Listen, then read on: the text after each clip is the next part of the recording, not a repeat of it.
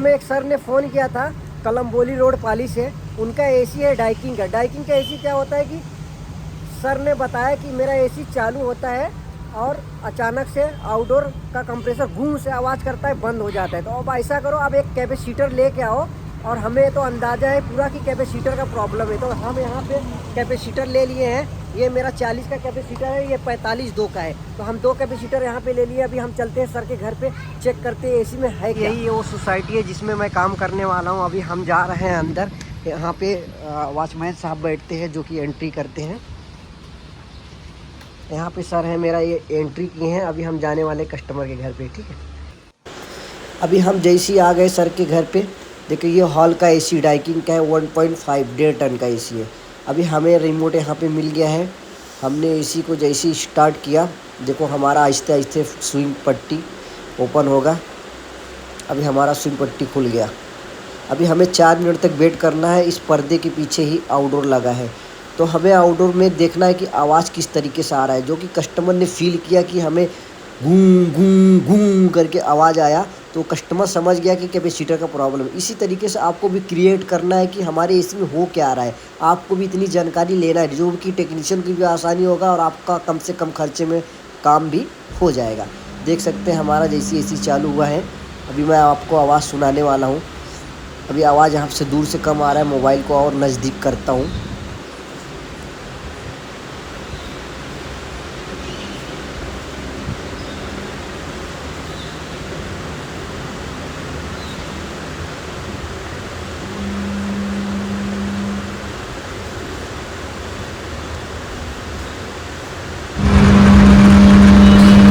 देखा आपने, बंद कर तरीके से जैसे मैंने नज़दीक किया, आवाज़ किस तरीके से आ रहा था। अब यहाँ पे टॉप पैनल खोल के चेक करने वाले हैं।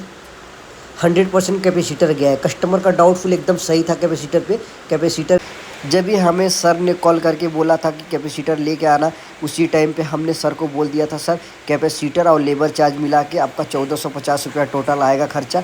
बोले ठीक है, आप कैपेसिटर लेके आओ, क्योंकि सर को मालूम था कि मार्केट में कैपेसिटर का प्राइस क्या है।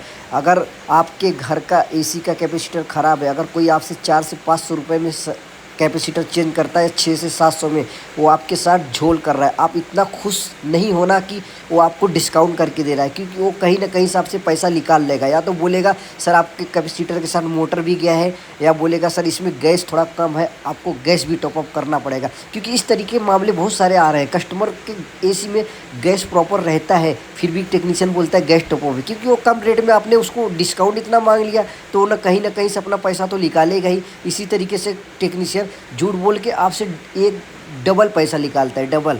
हर कस्टमर के साथ अभी यही हो रहा है। लेकिन कस्टमर भी ना कुछ ज़्यादा अभी सयाने बनते हैं, तो होएगा ना भाई, ऐसा क्यों नहीं होगा। अभी टेक्नीशियन 10 साल 15 साल इस लाइन में अपना टाइम वेस्ट किया है, तो क्या वो 1000 रुपया नहीं कमाएगा? अगर 1000 नहीं कमाएगा, 600 800 नहीं कमाएगा, क्या 200 पे काम करेगा?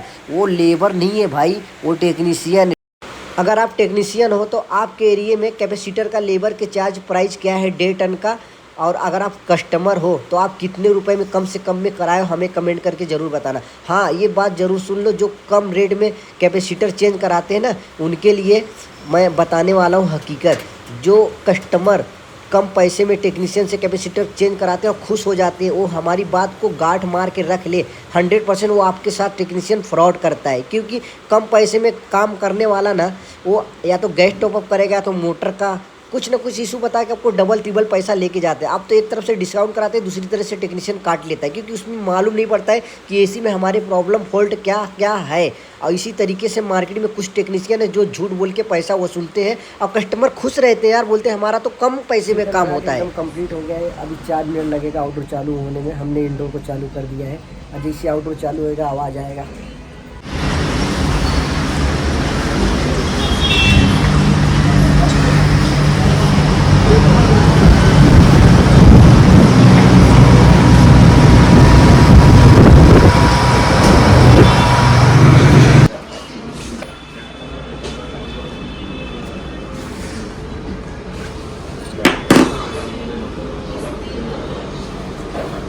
चलो हो गया चालू।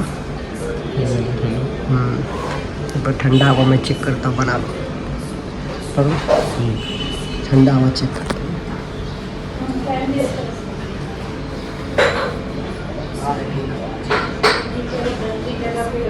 ठीक है, चलो 10 मिनट।